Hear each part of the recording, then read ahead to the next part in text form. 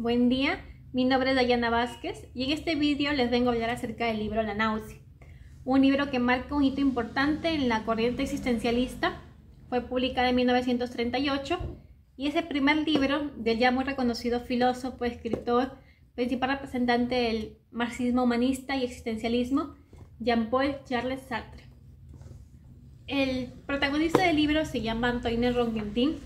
Es un intelectual que investiga e indaga acerca de la vida de un aristócrata francés del siglo XVIII llamado Monsieur Royebon.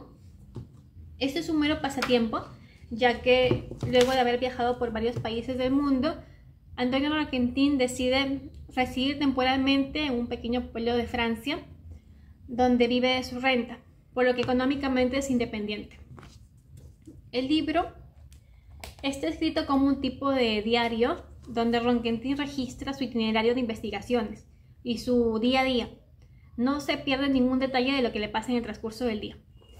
Por ello es que en el transcurso de la lectura nosotros nos damos cuenta de su pensamiento, de sus reflexiones, de sus muchas divagaciones filosóficas que tiene, de sus sentimientos y emociones. Y al ser un hombre de 30 años, tan solitario que no tiene absolutamente nadie, ni amigos, ni familia, nada, está prácticamente solo en este mundo. Sus personajes son muy pocos, ya que interactúa con poquísimas personas. Por ejemplo, son casi 3, máximo 4 personas con las que interactúa en todo el transcurso que vive en esa ciudad. El primero es el autodidacta, un estudioso a quien conoció en la biblioteca donde iba a hacer su búsqueda de información. Y el autodidacta siempre se empeñaba en acercarse a Ronquentin para intercambiar sus opiniones, porque él tenía la esperanza, él creía que Ronquentin compartía su mismo pensamiento. Así que cuando lo convence de aceptar una cena con él, el autodidacta se da cuenta de su equivocación, porque difieren en muchos puntos.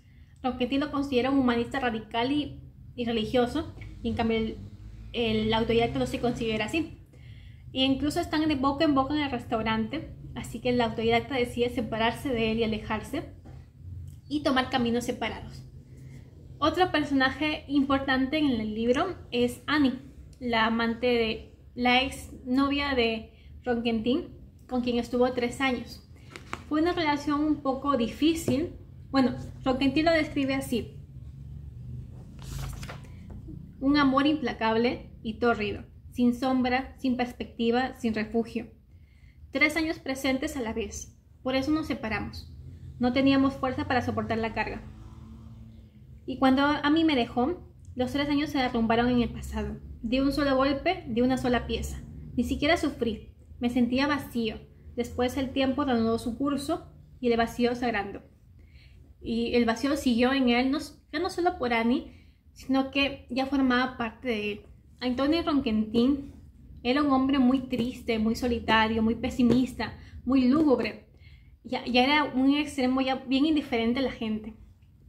Su rutina se resumía en ir a la biblioteca a hacer sus investigaciones, a la cafetería a tomarse un café, a acostarse con la casera y volver a su habitación.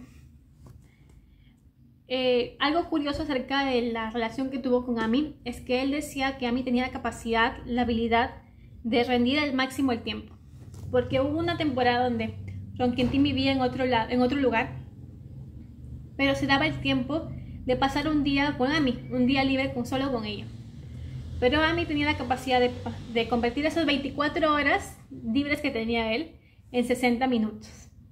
Supuestamente Ronquentin lo decía que era para aprovechar al máximo el tiempo posible, para contar cada minuto que falta.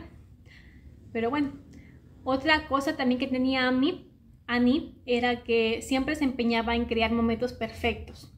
Y el pobre de Ronquentin siempre tenía miedo, tenía temor de arruinarlo, de decir o de hacer alguna cosa que rompiera el momento. Por lo que siempre paraban discutiendo, pues porque Antoine Ronquentin siempre arruinaba todo. Bueno,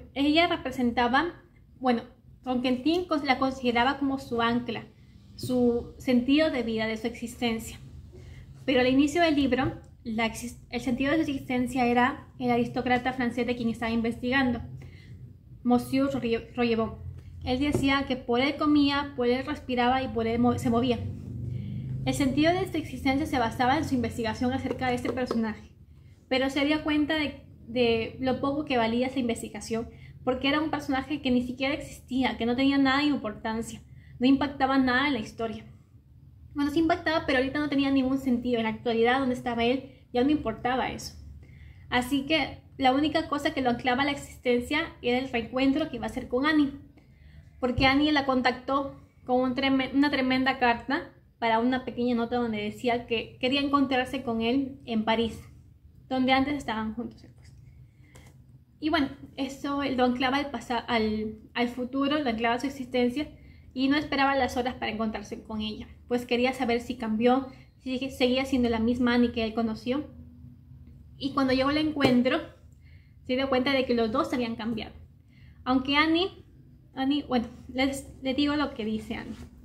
Annie dice: sí, estoy contenta de que siga siendo el mismo. Si te hubieran mudado de sitio, pintado de nuevo, clavado al borde de otro camino, no tendría nada fijo para orientarme. Me eres indispensable. Yo cambio.